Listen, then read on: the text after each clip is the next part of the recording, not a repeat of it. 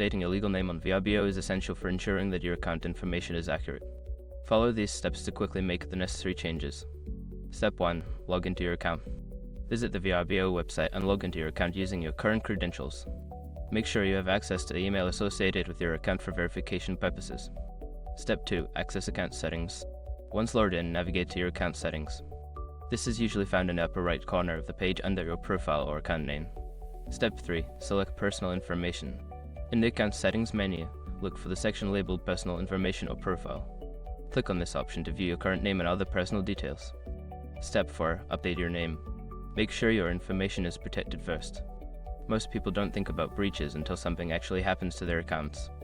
Use Vrbo to monitor your accounts 24/7 and instantly alert you if your information appears in leaked databases online. It constantly checks billions of breach data points in the background.